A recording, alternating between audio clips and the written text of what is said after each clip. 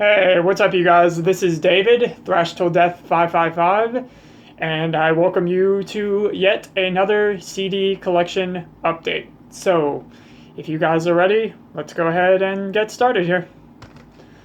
First thing I have to talk about today is Necrot with Mortal. This is their second full length, once again released on Tank Crimes Records. I'm sure most of you guys have already been hearing a lot about the new Necrot, and a lot of buzz about this album going on. Probably one of the most anticipated extreme metal releases for 2020, without a doubt. But yeah, man, I think Necrot really knocked it out of the park once again with this album. On first listen, for some reason, I was a little put off by the production on it and the mix. I'm not really sure why, but you know, after the next few listens, you know, after that first listen, I quickly got used to it and it was no problem. So I'm not really sure why that kind of put me off at first. But yeah, Necrot has just released an excellent follow-up to Blood Offerings. It's hard to say at this point whether I prefer this or Blood Offerings. Maybe there's a few things off the first album I still prefer. Like, I think maybe I prefer the drum sound a little more. It was a little more thicker sounding and a little more just fucking, you know, pummeling than... But I mean, don't get me wrong, the drums are still executed on this very, very well, as are the riffs. Luca's vocals are fucking awesome, once again, just like they were on the first album. And just, yeah, there's not a single moment on here that gets, like, you know, repetitive or boring. It pretty much just... It flows very nicely and just keeps you engaged throughout the entire listen. Just absolutely fucking crushing, just menacing sounding riffs. As I said, Luca's vocals are fucking awesome, just powerful growls, and just, he sounds so fucking just angry, you know, with his vocals on this. And, let's see, what else is there to say about this? I mean, you know, there's so many people that have probably already talked about this, so there's probably not a whole lot that I can say that hasn't already been said, but, yeah, this is just a fucking crushing, solid, death metal from beginning to end, and still, you know, very much punk energy and attitude filled death metal, just as it was on the first album. So yeah, the punk feeling is definitely still there throughout this album as well. The last track, Immortal, is the longest track that they recorded to date, and it is probably one of the coolest songs I've ever done. There's just a lot of really cool tempo changes, and just the transitions are just all really awesome and well done for that track. But yeah, like I said, from beginning to end, there's not a single dull moment to be found on Necrot's Mortal. So yeah, this should be a no-brainer for 2020 if you're an extreme metal fan. So that's Necrot with Mortal. Yep, cool shit. Very, very happy with that. Next up, this is Dragged into Sunlight with Hatred for Mankind. It's released on Prosthetic Records. I believe this is released in 2009, if I'm not mistaken. So Dragged into Sunlight is an extreme metal band from the UK that I will fully admit I probably would have never got into these guys if it wasn't for my friend Wyatt XM. Also being one of the several people that have inspired me to do these videos here on YouTube. So yeah, I definitely owe it all to Wyatt for getting me into this band. I don't think I ever would have found him otherwise. But, man, Dragged into Sunlight is a band that's not really very easy to categorize. You know, to my ears, I would say they are mostly a death metal band, but there are also black metal elements. There's quite a bit of sludge in here going on, sludge and hardcore stuff going on. There's even a little bit of grind in here, I would say. Probably the least of what it has out of all the subgenres that it mixes into this. But yeah, I do hear a little bit of grind in here as well. But yeah, it's got a very, very raw, just nasty sounding production, but not unlike what a lot of like raw black metal does. It's still, you can still pretty much make out the instruments for the most part. Nothing really sounds buried, or no instrument is overpowering the other where you can't hear what the fuck is going on. So yeah, you can pretty much make out everything. The riffs are absolutely punishing, to the point where they just get so fucking abrasive that it's kind of like distorted and fuzzy sounding, that it's just so fucking heavy. But yeah, the drums are pummeling and just I know I remember Wyatt saying the drum sounds like they're cracking skulls, and I think that's a pretty good description of what the drums sound like on here. The vocals are just absolutely obnoxious, just growls, high-pitched screams, just ugly, ugly sounding vocals on here. And, you know, the lyrical content very much matches the title of the album. This is just pure fucking filth and hatred. This is a very, very intense album. Not for the faint of heart, only for the die-hard of extreme metal listeners, I would say. So, but yeah, it is really, really cool stuff. I do enjoy this. I think that's really all I have to say about it. But yeah, most of you already know this. You know, if you watch any fucking YouTubers or any YouTubers that in the metal thing that does, you know, the CD collection and everything, or vinyl collections, you know, music collecting like I do, then yeah, you probably already know about this. But yeah, I think I'm going to shut up now because I don't really have much else to add. But yeah, that is Dragged into Sunlight, Hatred for Mankind. And it's a good thing that I'm more of a CD person because the vinyl price for this is absolutely fucking ridiculous. So, yeah. Next up, we're going to go to Tyrant with Hereafter. This is their third full length, I believe. It's released on Shadow Kingdom Records. I showed their album Too Late to Pray on a few CD collection videos ago, although that was several months back now since I took this fucking 6-month hiatus. But yeah, Tyrant, just a really, really good traditional heavy metal band. Although I gotta admit, I did not like this quite as much as I thought I was going to. I was so stoked to hear that Robert Lowe was going to be singing on this, but it just didn't really live up to maybe I hyped it up too much, but it just, I feel like the songwriting and the material on here is pretty damn good throughout, but just the mix and the production just is so odd sounding here and there, and it just, the guitars don't come off quite as powerful as they should, and my biggest complaint definitely being Robert Lowe doesn't really showcase what I was kind of wanting. Okay, I'll admit this. What I was kind of wanting from Robert Lowe on this album, I was kind of expecting him to sing on this the way he would a Solitude Aeternus album, or maybe even in the same way that he did the Candlemass stuff, because he really showcases his range plenty there, but he just doesn't really do it here. But maybe it's possible that maybe Robert was just trying to change his vocal style to more fit what Tyrant is doing, because Tyrant obviously doesn't really sound like Candlemass or Solitude Aeternus. Although I will say this is a very doomy sounding album from Tyrant. Probably the doomiest sounding thing that they've done so far.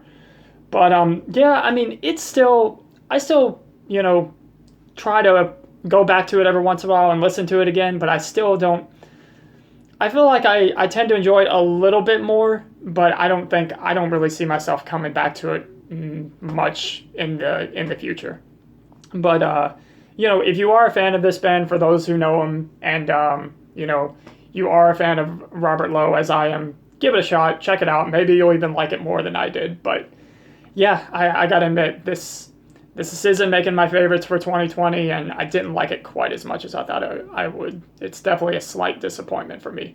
But I do appreciate all the work that they did on it, and, you know, hopefully they're happy with it, because that's what matters, right? So, yeah. Tyrant, Hereafter. But definitely check out the band's 2 previous full lengths if you have not heard of them. Definitely just one of those underground heavy metal bands that needs a little more attention, because they put out some really cool stuff. And next we're going to go to Demon Bitch with Hellfriends. This is released in 2016. I don't know what the label of this is, but this is once again traditional heavy metal / speed metal. I would say these guys are from out of Detroit. This is their debut full length. And this is just very, very well done, executed, you know, heavy metal, speed metal. You got the great dual shredding guitars in there, plenty of cool guitar melodies. The riffs are great, and the vocals are very, very unique, and something that I just do not hear for this style of metal very often. I don't really know how to quite describe this guy's vocal style, but he's just kind of got like this over the top kind of wails that he does. It's just, and he really, I'm not going to say he sounds dead up like him because there's still plenty different, but he definitely reminds me of Rhodey Walker from Protest the Hero when he does some of these vocal parts. I can't unhear that. That's what he sounds like to me. But yeah, that's kind of an interesting thought. It's like, wow, like it's almost like a Rhodey Walker type vocalist singing for a heavy speed metal band. That's pretty unique and interesting. Something I don't really find ever, honestly. But yeah, the production is very retro, old school sounding.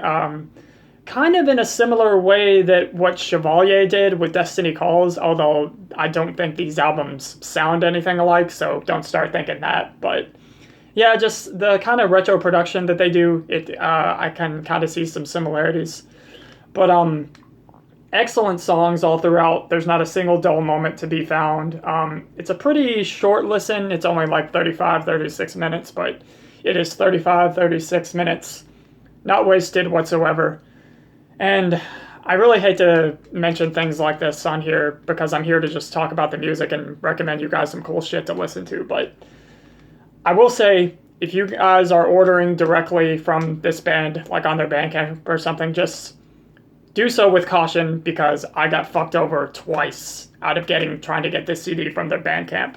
They stopped responding to my emails and shit like that and never got my money back or anything. And I said, okay, fuck it. I'm just going to get it from Discogs.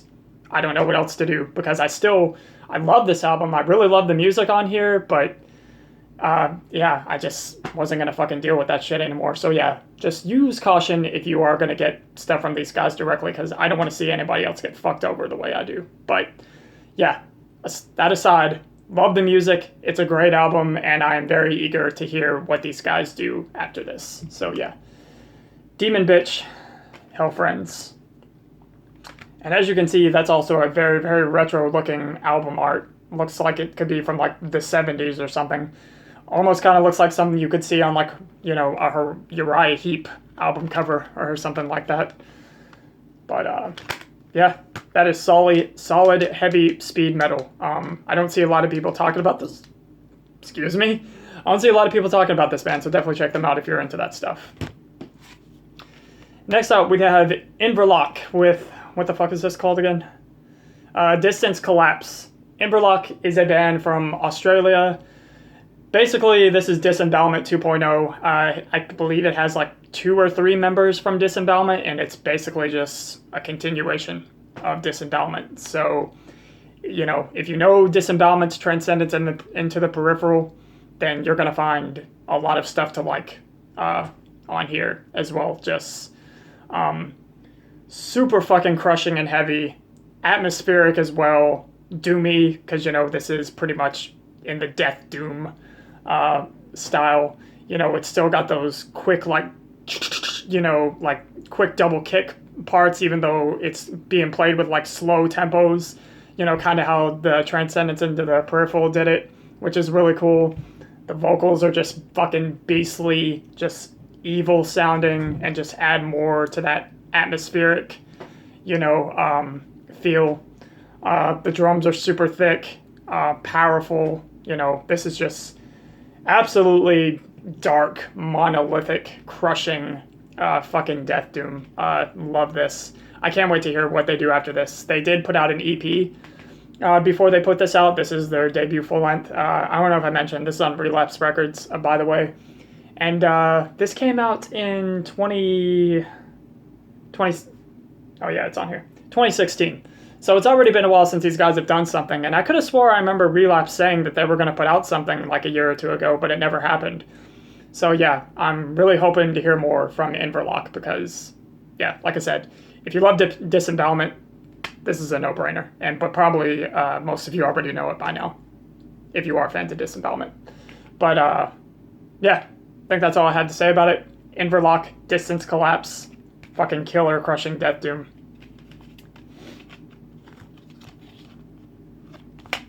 Yeah, very thin digipack, as you can see. There's not much to it. Okay, and the last one Sorry, I'm just trying to see how I'm doing on time here. The last one I had to talk about to you guys today is Wilderun with Veil of Imagination. This is a release from last year. They just got signed to Century Media, so this is the Century Media version. I just had this come in like a day or two ago.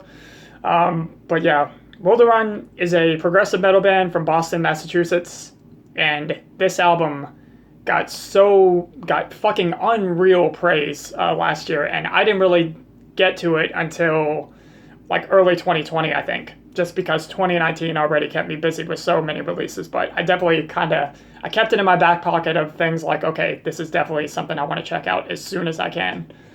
But man, how to describe this album? There's so many things going on here. Yes, it's progressive metal, but it's so much beyond that. It's fucking epic. It's theatrical. It's symphonic. It's folky. There's just so much going on here. One of the things that really impressed me about it, aside from the just absolutely stellar songwriting and the musicianship, is the production. Because I feel like, I think I mentioned this before when I was talking about the Flesh God Apocalypse album from last year, when I was doing my favorites of 2019. Symphonic metal, I feel, is something that is really, really hard to get down and nail that mix, to get everything sounding even and, nothing, to make sure nothing's being drowned out. But every single instrument, not just the guitars and the bass and the drums and even the vocals, but all the orchestral stuff combined with that, it's all heard perfectly. Like, you can hear every single thing that is being played here. It's amazing. Very, very well done. And, back when this came out, this was an independent release. So I can only imagine, like, being an independent release, what the budget was with doing this album. But, man, very well done on that front. But yeah, this is an absolute musical journey of an album. It's just one of those really lengthy albums that it'll just takes you away and really just brings you into another world. And you really have to just take time and absorb it. And, there's a lot to digest with it. But, yeah, this is just absolutely amazing. I was really, really impressed when I heard this. I was just like, holy shit. Like, no wonder this is getting so much praise and buzz right now, because, yeah, it's excellent. And this is their third full length, I believe. I still haven't checked out the first album. I've checked out the second album, the one that comes before this, and it's really good too. Definitely more on the folky side than this is, I would say. But, yeah, I feel like I'm starting to just get to where I'm rambling. But, yeah, this is just an absolute beautiful listen. Like I said, there's not a single dull moment. Oh, by the way, this contains a very cool cover of Iron Maiden's Seventh Son of Seventh Son, which they really do in their own way, and they almost kind of make it sound like their own song, which is very impressive. Obviously, I still prefer Iron Maiden's version, but yeah, they do a very, very cool version of it. They make their own, as I said. But yeah, an excellent album. It flows beautifully, never gets boring. It just keeps you engaged for the entire listen. So many hooks, great transitions. As I said, the musicianship is excellent. It's not overly technical either. There's definitely technicality to it. It is progressive metal, but it's definitely not to the level that, say, like Obscura would do it, for example. As far as bands to compare them to, I definitely hear a little bit Enable the Scars in there. I know these guys get compared to Enable the Scars a bit, and I definitely can see that. Opeth, more specifically the death metal fueled Opeth, because there is some death metal in here. And what else? Pink Floyd. I hear a lot of like Pink Floyd and 70s prog stuff going on here as well. Like I said, they do so much, but it never feels like a novelty. It never comes off as like oh, they're just putting all this shit together and it makes no sense. No. It all makes perfect sense. It's just very, very well put together, and it's so cohesive and just, yeah. I need to shut up now. I'm definitely rambling now, but yeah, just go check it out. It's an absolute beautiful listen. Yeah, Wilderun, Veil of Imagination. I was super, super impressed with this. Like, man. Awesome stuff. And yeah, the CD is not in there because I've got it in my computer because I was ripping it to the computer a couple days ago. Okay, so yeah, that's another CD collection done. And I am still planning on doing that other video that I talked to you about in the previous video. I'm just going to go ahead and say what it is. I'm working on doing a video game based video where I talk about my introduction to video games, what are my favorite series, what genres I like the most, but I'll get to that when I can. But that's what I'm planning on doing next. So, yeah, I'm going to go ahead and conclude this video. So, as always, I thank you guys for continuing to come watch these videos, to hear what I have to say, to hear me fucking ramble, and hopefully I come off as what I know what I'm fucking talking about, but once again, I'm going to say it. If you don't think what I'm saying about these albums is enough, the best thing for you to do is go check it out for yourself. And that is what I encourage you to do anyway, because that's what I'm here to do, is recommend you guys some cool shit to listen to who likes the same things that, you know, I do. That's what I'm here for. So, okay, I'm going to shut up now. I will see you guys next time. Have a good one.